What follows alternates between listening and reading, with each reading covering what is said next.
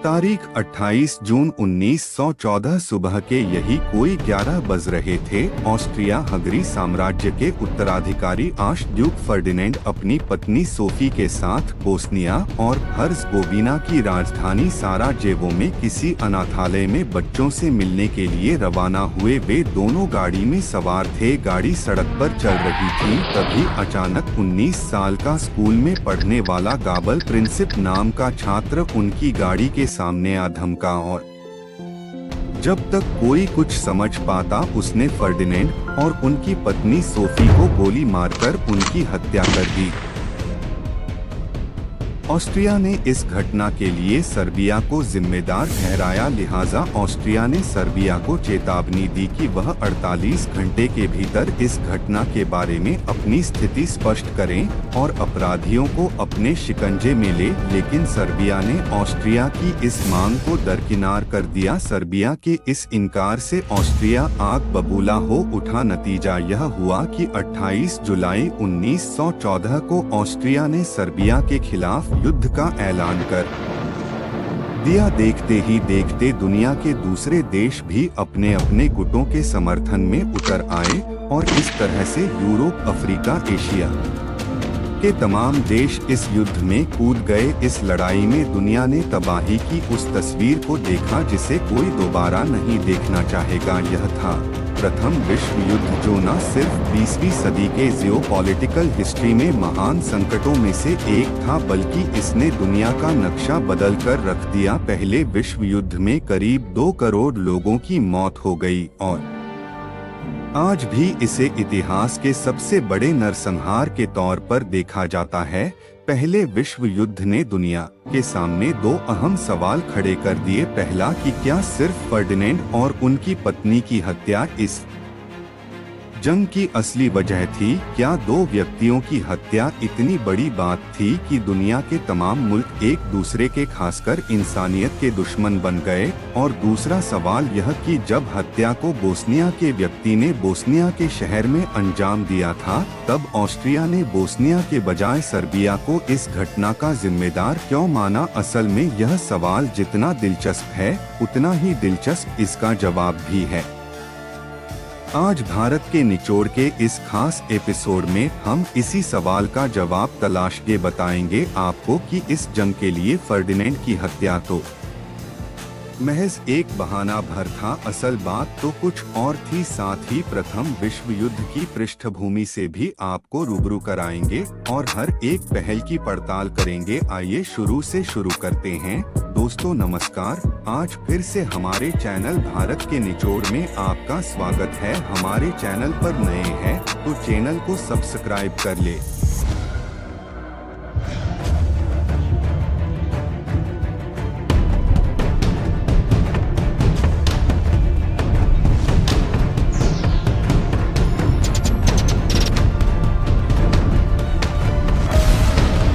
दुनिया में कोई भी जंग 1 या 2 वजहों से नहीं होती और खास तौर पर वर्ल्ड वॉर तो बिल्कुल नहीं। ऐसे युद्धों की पृष्ठभूमि पिछले कई सालों से तैयार होती है और इस तनातनी के पीछे इतनी जटिल परिस्थितियां जिम्मेदार होती हैं कि उन्हें कुछ शब्दों में बयान नहीं किया जा सकता। अब रूस यूक्रेन जंग की ही मिसाल ले लीजिए। रूसी राष्ट्रपति पुतिन लाख कहे कि उन्होंने यूक्रेन पर सिर्फ इसलिए हमला किया कि यूक्रेन नेटो में शामिल होना चाहता था, लेकिन इसे पूरी तरह सच नहीं माना जा सकता। अगर ऐसा होता तो रूस 2014 में ही यूक्रेन के क्रीमिया पर कब्जा नहीं करता। इसमें कोई दो राय नहीं है कि यूक्रेन संकट के अपने दूसरे ऐतिहासिक और राजनीतिक कारण हैं, लेकिन दुनिया के सामने जो कारण पेश किए गए वह अलग ही है।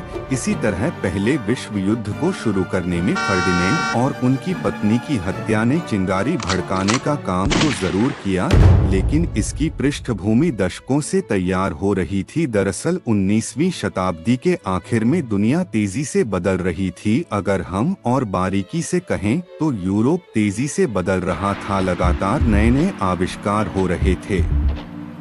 टेक्नोलॉजी, मिलिट्री, एयरक्राफ्ट वगैरह में यूरोपीय देश तेजी से आगे बढ़ रहे थे। वहीं यह देश नई नई संधियां भी कर रहे थे। इन संधियों का मूल भाव यह था कि अगर एक देश पर कोई दुश्मन देश हमला करता है तो दूसरा उसके बचाव में साथ लड़ेगा। यह कुछ वैसा ही था जैसा कि वर्तमान में नाटो देशों के बीच सामूहिक रक्षा का समझौता, जिसमें एक सदस्य देश के ऊपर हमला पूरे समूह पर हमला माना जाता है। इन संधियों का नतीजा यह हुआ कि यूरोपीय देशों में गुटबाजी बढ़ने लगी। उधर बाल्कन प्रायद्वीप में नए नए देश आजाद हो रहे थे और इससे बाकी देशों में राष्ट्रवाद की भावना तेजी से उभर रही थी। इसके अलावा शक्तिशाली यूरोपियन देश साम्राज्यवाद की ओर में भी लगे थे। वे अफ्रीका और एशिया में तेजी से अपना विस्तार करना चाहते थे। इससे भी उनके बीच एक प्रकार की प्रतियोगिता शुरू हो गई थी। मोटे तौर पर प्रथम विश्व युद्ध की पृष्ठभूमि को हम 4 हिस्सों में बांट सकते हैं: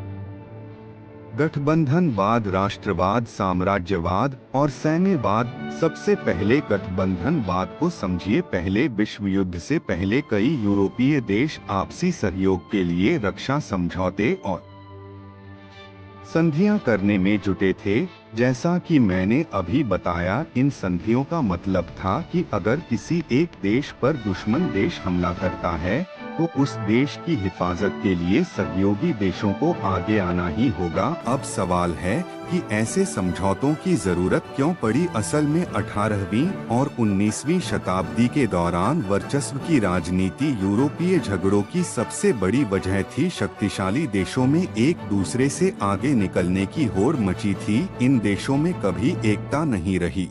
ऐसा लग रहा था मानो वे अपने दबदबे के लिए एक दूसरे से धक्का मुक्की कर रहे हो। फ्रांसीसी क्रांति और नेपोलियन युद्ध इसके सबसे बड़े उदाहरण रहे। फ्रांसीसी क्रांति के कारण यूरोप में राजनीतिक उथल-पुथल तो चल ही रही थी। नेपोलियन की अगुवाई में फ्रांसीसी army Britain, Holland, Switzerland, Italy, पुर्तगाल तमाम देशों से लोहा ले रही थी। उधर ब्रिटेन स्पेन से लड़ रहा था। मतलब यह कि सभी देश आपस में उलझे हुए थे। दूसरे शब्दों में कहें तो यूरोपीय शक्तियों के बीच शक्ति का संतुलन बड़ा कमजोर था। ऐसे में इन देशों को ऐसे समझौतों की जरूरत पड़ी जो यूरोप की महान शक्तियों के बीच शक्ति, राजनीतिक सीमाओं और प्रभाव क्षेत्रों के संतुलन को बनाए रख सके। इसके लिए एक आम सहमति बनी भी। इसे कंसर्ट ऑफ यूरोप नाम दिया गया। इस सहमति की शुरुआत 1815 में हुई जब वाटरलू की लड़ाई में नेपोलियन की हार हो चुकी थी और वह पूरी तरह से कमजोर हो चुका था। वाटरलू की लड़ाई में ब्रिटेन, प्रशा, ऑस्ट्रिया, रूस, बेल्जियम और अन्य देशों की गठबंधन सेना ने नेपोलियन के खिलाफ मोर्चा खोल दिया था। इसमें पूरे यूरोप में तबाही मचाने वाले नेपोलियन की निर्णायक हार हुई थी। इसके बाद मित्र देशों ने संधियां कर फिर से यूरोप के मानचित्र को बनाने की कोशिश की ताकि महाद्वीप को खतरे में डालने वाले किसी भी शक्ति के उदय को रोका जा सके। हालांकि कॉन्सर्ट ऑफ यूरोप कभी औपचारिक संस्था का रूप नहीं ले सका। इसकी वजह थी कि संघर्षों को रोकने का इरादा रखने वाली यह संस्था हमेशा झगड़ों को रोकने में कामयाब ही नहीं होती थी। इसलिए 1820 का दशक शुरू होते ही यह सहमति लगभग टूट गई। असल में उस दौरान इटली की राजशाही सरकार के खिलाफ उदारवादियों ने क्रांति छेड़ दी। ऐसे में मित्र देशों में इस बात पर रजामंदी नहीं हो सकी कि इटली में उदारवादी विद्रोह से कैसे निपटा जाए। इसके चलते उनमें मतभेद उभरने लगे। यूरोप की शांति को भंग करने के लिए इतना ही काफी नहीं था, उसकी शांति को दूसरे कारकों से भी चुनौती मिलने लगी थी। 1848 के बाद ब्रिटेन के गठबंधन न बनाने की रणनीति, ऑटोमन साम्राज्य में गिरावट, नया साम्राज्यवाद और बिस्मार्क के नेतृत्व में प्रशा के उदय ने इसे चुनौती दी। रसिया के राजनेता बिस्मार्क जर्मन एकीकरण के सूत्रधार साबित हुए थे। उनकी अगुवाई में ही 1864 में ऑस्ट्रिया और प्रशा ने एक युद्ध में जर्मन राज्य श्लेस्विग होल्स्टीन पर कब्जा कर लिया था। इस युद्ध में डेनमार्क ने जर्मन परिसंघ की अगुवाई करते हुए ऑस्ट्रिया और प्रशा से दुश्मनी मोल ली थी। ऐसे में जब श्लेस्विग होल्स्टीन पर प्रशासन करने की बात आई तब 1866 ऑस्ट्रिया और प्रशा के बीच ठन गई। अब इन दोनों देशों ने आपस में युद्ध करने की ठान ली। इसमें ऑस्ट्रिया की हार हुई और बिस्मार्क विजेता बनकर उभरे। इस जीत से जर्मनी की आधिपत्य स्थापित हो गया। यह वही दौर था जब बिस्मार्क जर्मनी को एकजुट करने में लगे थे और आखिरकार वह ऐसा करने में कामयाब भी रहे। 1871 आते आते जर्मनी का एकीकरण हो चुका था, लेकिन उसी दौरान फ्रांस और प्रशा के बीच भी एक युद्ध हुआ। मामला था कि स्पेन की गद्दी पर कौन बैठेगा। असल में नवंबर 1897 के राजकुमार लियोपोल्ड के राजतिलक की तैयारी हो चुकी थी, लेकिन फ्रांस इससे चिंतित था। फ्रांस को लगा कि अब उसे दक्षिण और पूर्व दोनों तरफ से प्रशा की चुनौती का सामना करना पड़ेगा, क्योंकि उस समय वह बहुत तेजी से उभर रहा था। लेकिन इस जंग में बिस्मार्क की जीत हुई और इससे वह और मजबूत हो गया। देखते ही देखते जर्मनी एक जर्मन साम्राज्य में बदल गया। उधर फ्रांस 1871 में हुई हार का बदला लेने की ताक में लगा था। यह समझिए कि अगले 40 सालों के लिए यह फ्रांस का अहम मकसद बन गया था। चूंकि उस दौरान फ्रांस दुनिया की महाशक्तियों में से एक था, ऐसे में बिस्मार्क फ्रांस को अलग थलग करने की कोशिश में लग गया। दूसरी ओर वह ऑस्ट्रिया और फ्रांस दो मोर्चों पर युद्ध से भी बचना चाहता था। ऐसे में बिस्मार्क ने ऑस्ट्रिया, हंगरी और रूस के साथ 3 सम्राटों की एक लीग बनाई। लेकिन 4-5 साल बाद ही कहानी में एक और नया मोड़ आ गया, जब 1877 और 78 में रूस और तुर्की के बीच जंग छिड़ गई। इस युद्ध में रूस की जीत हुई। चूंकि तुर्की बाल्कन इलाके का मुल्क था, इसलिए ऑस्ट्रिया को लगा कि इस जीत के बाद बाल्कन में रूस का सिक्का जम जाएगा, लिहाजा उसने लीग को भंग कर दिया। इसके पीछे रूस को लीग से बाहर करना मकसद था और यही हुआ भी। लीग के भंग होने के बाद रूस अलग हो गया, लेकिन जर्मनी और ऑस्ट्रिया, हंगरी फिर साथ रहे। अब इन दोनों देशों ने 1882 में अपने गुट में इटली को शामिल कर लिया। इस गुट को ट्रिपल अलायंस कहा गया। उधर जर्मनी वाली लीग से अलग होने के बाद रूस फ्रांस से मिल चुका था। दूसरी ओर स्थायी गठबंधन नहीं बनाने की कसम खाने वाले ब्रिटेन की रणनीति बिखरने लगी थी। उसका झुकाव मित्र राष्ट्रों वाले गुट की तरफ होने लगा था, जिसमें फ्रांस और रूस थे। 1904 में ब्रिटेन इस गुट में शामिल हो गया और इसे ट्रिपल एंटिटी नाम दिया गया। यह गुट एक दुश्मनी के तहत हमले की स्थिति में पारस्परिक सुरक्षा प्रदान करने के लिए डिजाइन किए गए थे।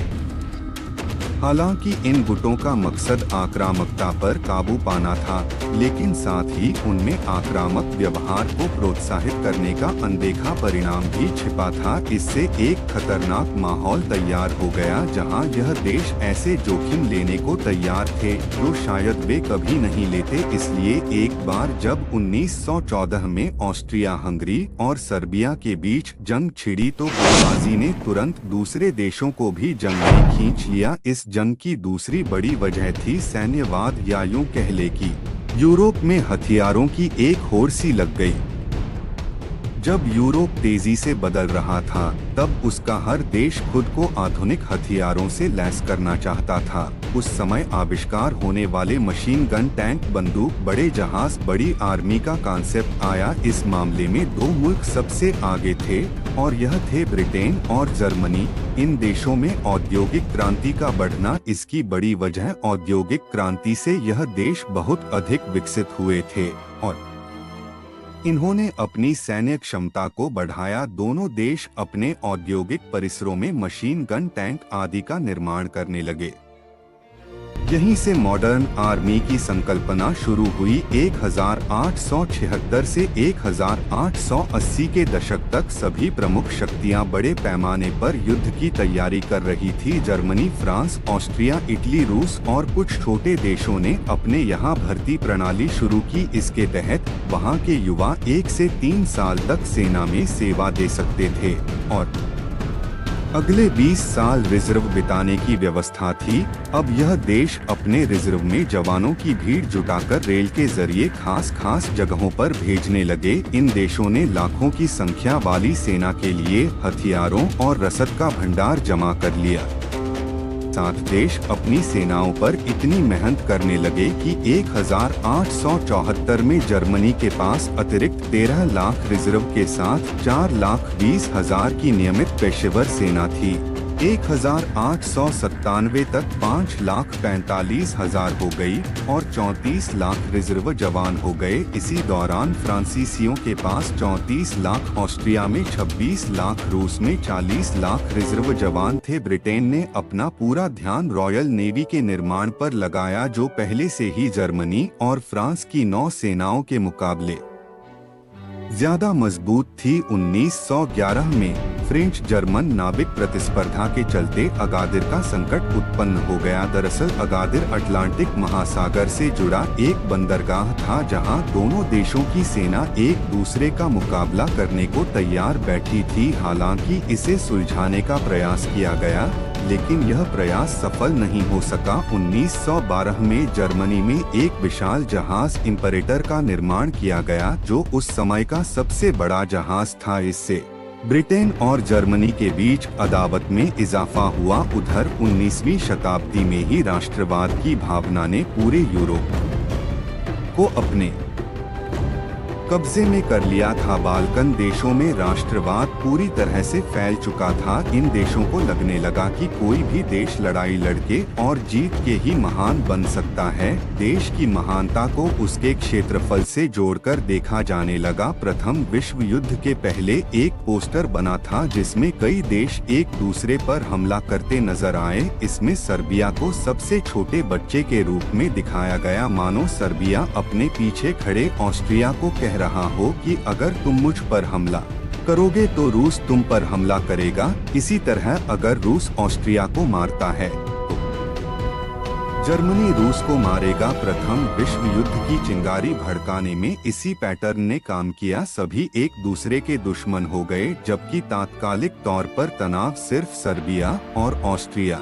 के बीच था। बाल्कन क्षेत्र में राष्ट्रवाद की भावना भड़क रही थी, क्योंकि उस समय बाल्कन प्रदेश ऑटोमन या फिर तुर्की साम्राज्य के अंतर्गत आता था। इसलिए जब तुर्की साम्राज्य कमजोर पड़ने लगा तो इस क्षेत्र में रहने वाले लोगों ने आजादी की मांग शुरू कर दी। अब आप याद करिए, जब आपको यूरोपीय देशों की गुटबाजी के बारे में बता रहे थे तब हमने बताया था कि 1878 तुर्की और रूस के बीच जंग हुई में जिसकी तुर्की की हार हो गई थी। असल में यह जंग एक बाल्कन देशों को तुर्की साम्राज्य से अलग करने के वसाते हुई थी, जो सैकड़ों साल से तुर्की के मालदार थे। इस जंग में तुर्की की हार हुई थी। उसी साल एक समझौता हुआ। समझौता यह कि बोस्निया हर्ज़गोविना का प्रशासन अब अस्थायी तौर पर ऑस्ट्रिया हंगरी के हाथों में रहेगा, लेकिन आधिकारिक रूप से वह तुर्की साम्राज्य का ही हिस्सा रहेगा। मगर यह समझौता बहुत दिनों तक चला नहीं। 1908 में ऑस्ट्रिया हंगरी ने बोस्निया हेर्जेगोविना पर कब्जा कर इसे अपने में मिला लिया। यही वह नियत थी जिसे हासिल करने के लिए ऑस्ट्रिया हंगरी ने रूस को अपने गुट से अलग कर दिया था। असल में रूस बोस्निया हर्ज़गोविना का बड़ा हिमायती था। ऐसे में जर्मनी और ऑस्ट्रिया जानते थे कि रूस के साथ दोस्ती रखकर इतना बड़ा मिशन पूरा नहीं हो सकेगा। मगर ऑस्ट्रिया ने अब जो कुछ भी किया था उससे भविष्य में तूफान के आमद की बुनियाद डल गई थी। करीब 400 साल तक तुर्की साम्राज्य के मातहत रहने वाले बोस्निया और हेर्जेगोविना को आजादी मिलने के बजाय उस पर किसी और देश ने कब्जा कर लिया था और इससे वहां के लोगों में खूब गुस्सा था। असल में बोस्निया हेर्जेगोविना में रहने वाले इस्लामिक लोग ऑस्ट्रिया का हिस्सा बनकर नहीं रहना चाहते थे, बल्कि वे सर्बिया में शामिल होना चाहते थे। अगर मानचित्र को देखें तो पता चलेगा कि बोस्नियन लोगों का सर्बियन से न सिर्फ जातीय संबंध था, बल्कि उनके बीच एक भौगोलिक संबंध भी था। अगर पूर्वी यूरोप के देशों की बात करें तो इनमें ज्यादातर स्लाव लोग रहते थे। मौजूदा वक्त में भी ऐसा ही है। यह लोग इन अलग अलग देशों में जरूर फैले हुए हैं। लेकिन समान जातीय पहचान के चलते यह लोग जज्बाती तौर पर एक दूसरे से जुड़े हैं। मानचित्र में सबसे नीचे के देशों के नागरिक खुद को साउथ स्लेव्स कहकर पुकारते हैं। रूस का मानना था कि स्लाव अगर ऑस्ट्रिया हंगरी और तुर्की से आजाद हो जाता है तो वह उसके प्रभाव में आ जाएगा। यही कारण था कि रूस ने सर्व स्लावा द आंदोलन को हवा दी। इससे रूस और ऑस्ट्रिया हंगरी के बीच रिश्तों में तल्खी आ गई। उधर 1881 रोमानिया, 1908 बुल्गारिया और 1912 में अल्बानिया आजाद हो गए थे। इससे बाकी देशों में राष्ट्रवाद की लहर तेज हो गई थी। यह देश आजादी से पहले की लड़ाई को ग्लोरी ऑफ वॉर कहते थे। राष्ट्रवाद की भावना उग्र हो गई और इसने यूरोपीय देशों के बीच संबंधों को तनावपूर्ण स्थिति में ला खड़ा किया। इससे बाल्कन इलाके में एक तरह की अस्थिरता की स्थिति पैदा हो गई। इसे यूरोप का पाउडर केक कहा गया। मतलब यह कि बाल्कन यूरोप का बारूद से भरा कंटेनर है जिसमें कभी भी आग लग सकती है। एक और वजह थी जिसने यूरोपीय देशों के बीच आपस में ही फूट पैदा कर दी। प्रथम विश्व युद्ध से पहले अफ्रीका और एशिया के कुछ हिस्से कच्चे माल की मौजूदगी के कारण यूरोपीय देश के बीच विवाद का विषय बने हुए थे। जब जर्मनी और इटली इस उपनिवेशवादी दौड़ में शामिल हुए तो उनके विस्तार के लिए बहुत कम संभावना बची। इसका परिणाम यह हुआ कि इन देशों ने उपनिवेशवादी विस्तार की नई नीति अपनाई। इस नीति में दूसरे राष्ट्रों के उपनिवेश पर बलपूर्वक अधिकार कर अपनी स्थिति को मजबूत करना शामिल था। दरअसल 1869 स्वेज नहर के खुलने के बाद यूरोपीय देशों ने अपनी आर्थिक और राजनीतिक शक्ति को विदेशों में खासकर अफ्रीका में विस्तार करने की सोची। इस प्रतियोगिता ने यूरोपीय अभिजात वर्ग और व्यापक साक्षर वर्ग को भरोसा दिलाया कि पुराना यूरोपीय शक्ति संतुलन खत्म हो गया है और एक नई विश्व व्यवस्था का उदय हो रहा है। कुछ विद्वानों का तर्क है कि इस प्रक्रिया ने शाही प्रतिद्वंदिता को बढ़ाया और प्रथम विश्व युद्ध को भड़काने में मदद की। उस समय पश्चिमी यूरोपीय देश चाहते थे कि उनकी कॉलोनी का विस्तार अफ्रीका और एशिया में भी हो। इसे स्क्रैबल ऑफ अफ्रीका यानी अफ्रीका की दौड़ कहा गया। यह समय 1880 के बाद का था जब सभी बड़े देश अफ्रीका पर कब्जा कर रहे थे। इन देशों में फ्रांस, जर्मनी, हॉलैंड, बेल्जियम आदि थे। इन सभी देशों का नेतृत्व ब्रिटेन कर रहा था। ब्रिटेन का उस समय काफी देशों पर कब्जा था और वह बेहद कामयाब मुल्क था। पूरी दुनिया के 25% हिस्से पर ब्रिटिश शासन था। इस 25% क्षेत्र की वजह से इनके पास बहुत अधिक संसाधन आ गए थे। बढ़ती प्रतिस्पर्धा और अधिक साम्राज्य की इच्छा में यूरोपीय देशों के बीच टकराव में वृद्धि हुई जिसने पूरी दुनिया को पहली आगामी जंग में धकेलने में मदद की। ऐसे में जब ऑस्ट्रिया के राजकुमार फर्डिनेंड की हत्या हुई तब सर्बिया को धमकियां मिलनी शुरू हो गई। ऑस्ट्रिया को ऐसा लगता था कि सर्बिया, जो बोस्निया को आजादी दिलाने में मदद कर रहा था, वह इस हत्या में शामिल था। ऑस्ट्रिया ने इस हत्या के बाद सर्बिया को अल्टीमेटम दिया कि वह जल्दी आत्मसमर्पण कर दे और वह ऑस्ट्रिया के अधीन हो जाए। इस मसले पर सर्बिया ने रूस से मदद मांगी। इससे रूस को बाल्कन में दखल करने का एक और मौका मिल गया। सर्बिया की समस्या को कूटनीतिक स्तर पर हल करने के बजाय रूस ने इसका समाधान सैन्य कार्रवाई से करने का फैसला किया। जर्मनी की मजबूरी यह थी कि वह अपने मित्र देश ऑस्ट्रिया का साथ नहीं छोड़ सकता था। इसलिए जब रूस ने सैन्य कार्रवाई की तो जर्मनी भी पलटवार करने पर मजबूर हो गया। ऐसा होते देख धीरे धीरे यह दो देशों की लड़ाई न होकर विश्व युद्ध में बदल गया। इसमें दो गुट लड़ रहे थे। जर्मनी ऑस्ट्रिया हंगरी वाले गुट को केंद्रीय शक्ति कहा गया जिसमें में ऑटोमन साम्राज्य, बुल्गारिया आदि देश शामिल थे। दूसरी ओर मित्र देशों का एक गुट था जिसमें फ्रांस, रूस, ब्रिटेन और अमेरिका जैसे शक्तिशाली देश थे। अमेरिका इस जंग में शुरू से शामिल नहीं था। वह अप्रैल 1917 में इस जंग में शामिल हुआ। हालांकि बेहद उकसावे वाले माहौल के बावजूद युद्ध के शुरुआती सालों में अमेरिका के तत्कालीन राष्ट्रपति वुडरो विल्सन बिल्कुल तटस्थ थे। इसका सबसे बड़ा उदाहरण मई 1915 में देखा गया, जब दक्षिणी आयरलैंड के तट पर एक जर्मन पनडुब्बी ने RMS हिस्तानिल यात्री जहाज को नष्ट कर दिया था। इसमें करीब 1200 लोग मारे गए थे, जिनमें 128 अमेरिकी शामिल थे। अमेरिका फिर भी खामोश रहा, लेकिन 1917 के शुरुआती महीनों में एक गोपनीय चिट्ठी अमेरिका के हाथ लगी। इसमें दावा था कि जर्मनी ने ब्रिटिश द्वीपों के चारों ओर और तटीय जल पर गैर प्रतिबंधित पनडुब्बी हमलों की युद्ध नीति को बहाल करने का फैसला लिया है। बस यहीं से अमेरिका के युद्ध में शामिल होने की उल्टी गिनती शुरू हुई और अप्रैल 1917 में वह जंग में शामिल हो गया। 28 जुलाई 1914 को शुरू हुआ यह महायुद्ध आखिरकार 11 नवंबर 1918 को खत्म हुआ। विश्व युद्ध ने समाज को पूरी तरह से बदल दिया। जन्म दर में गिरावट आ गई, लाखों युवा मारे गए, नागरिकों ने अपनी जमीनें खो दी, दुनिया में शरणार्थियों की समस्या बढ़ गई। इस जंग में हिस्सा लेने वाले देशों ने पैसा पानी की तरह बहाया। जर्मनी और ग्रेट ब्रिटेन ने अपनी अर्थव्यवस्था से प्राप्त धन का लगभग 60% हिस्सा युद्ध में खर्च किया। देशों को करों को बढ़ाना पड़ा और अपने नागरिकों से धन भी उधार लेना पड़ा। इस स्थिति ने युद्ध के बाद महंगाई को जन्म दिया। इस जंग में जर्मनी की बुरी तरह हार हुई। 28 जून 1919 को वर्साई की संधि पर दस्तखत के साथ ही प्रथम विश्व युद्ध आधिकारिक रूप से समाप्त हो गया। यह संधि दुनिया को दूसरे युद्ध में जाने से रोकने का प्रयास थी, लेकिन दुनिया के नेताओं की यह कोशिश भी नाकाम रही और दशक बाद दुनिया को दूसरे विश्व युद्ध का सामना करना पड़ा। बस दोस्तों, आज के वीडियो में बस इतना है।